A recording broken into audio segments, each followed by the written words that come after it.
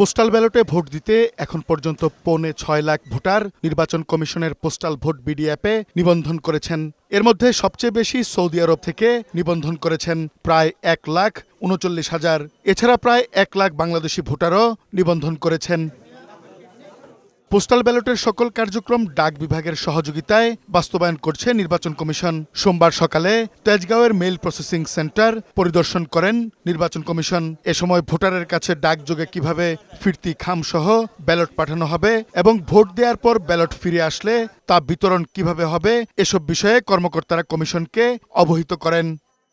পরিদর্শন শেষে প্রধান নির্বাচন কমিশনার জানান, পোস্টাল ব্যালটের এই পদ্ধতি বিশ্বে দৃষ্টান্ত হয়ে থাকবে। বলেন, নানা চ্যালেঞ্জ মোকাবেলা করে এগিয়ে যাচ্ছে কমিশন।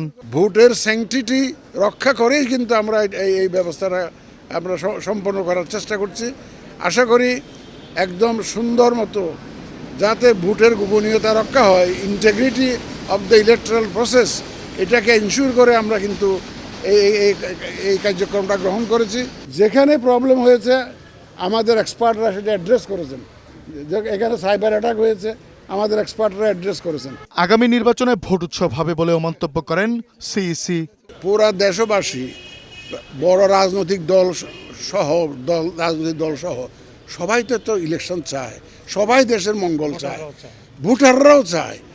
কালকে আমাদের আইন শৃঙ্খলা বাহিনী আপনি দেখেছেন, সব বাহিনীর প্রধানরা একসাথে জাতিকে আমরা একটা মেসেজ দিয়েছি যে আমরা সবাই এক, ইলেকশনের ব্যাপারে সবাই এক, আমরা সুন্দর নির্বাচন সবাই চাই, সবাই মিলে আমরা ইনশাল্লাহ এটা করব। আগামী 25শে ডিসেম্বর পর্যন্ত প্রবাসী বাংলাদেশিরা পোস্টাল ব্যালটের মাধ্যমে ভোট দিতে রেজিস্ট্রেশন করতে পারবেন। কাজী ফরিদ, বৈশাখী সংবাদ, ঢাকা।